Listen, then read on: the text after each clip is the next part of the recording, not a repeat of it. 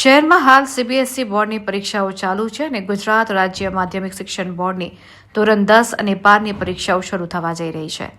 શહેરમાં લગ્નસરાની મોસમ પણ પૂર બહાર ખીલી છે. ત્યારે ડભોઈ તાલુકાના કાયાવરોહણથી વરરાજા નિલેશ વસાવા રવિવારે રાત્રે જાનૈયાઓ સાથે આવ્યા હતા. વરઘોડા માટે ડભોઈ તાલુકાના સુલતાનપુરાથી દીક્ષિત રાજેશભાઈ પાટણવાડિયા ડીજે લઈને આવ્યા હતા. રવિવારે રાત્રિના 11 વાગ્યાથી વરઘોડો બીલ ગામમાંથી પસાર થઈ રહ્યો હતો. રાત્રે 1:15 પોલીસ કંટ્રોલ રૂમ તરફથી મળેલી વર્ધીના આધારે અટલાદરા પીઆઈ એમ.કે. ગુર્જર બીલ ગામે પહોંચ્યા હતા. વરઘોડો સરકારી સ્કૂલ પાસેથી પસાર થઈ રહ્યો હતો ત્યારે પોલીસે ડીજે બંધ કરાવ્યો હતો.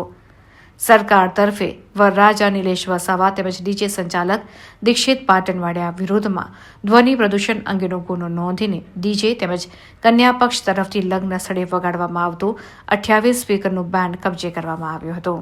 આમ બોર્ડની પરીક્ષા સમયે ડીજેના ઘોંઘાટને લઈને પોલીસે લાલ આંખ કરી ગુનો નોંધીને કાયદેસરની કાર્યવાહી હાથ ધરી છે. હાલમાં લગ્ન સિઝન ચાલુ હોય અને પોલીસ કમિશનર શ્રી વડોદરા શહેરનાઓનું જાહેરનામું હોય અને મોડી રાત્રિના ડીજે વગાડવા પર પ્રતિબંધ ફરમાવતું જાહેરનામું હોય અને બીલ ગામમાં જે અટલાદરા પોલીસ સ્ટેશનની હદમાં આવેલ છે ત્યાં મોટેથી ડીજે વાગતું હોય જે પોલીસને જાણ થતાં પોલીસે ત્યાં સ્થળ પર જઈ અને ડીજે કબજે લઈ અને કાયદેસરની કાર્યવાહી કરેલ છે.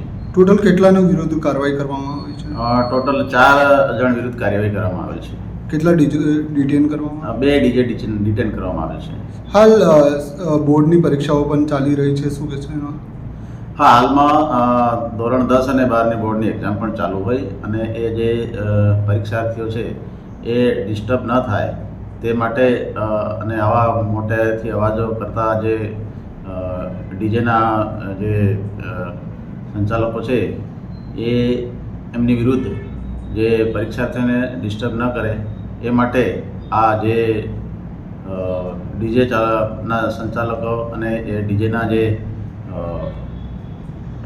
સંચાલકો છે એમની વિરુદ્ધ કાયદેસરની કાર્યવાહી કરવામાં આવેલ છે.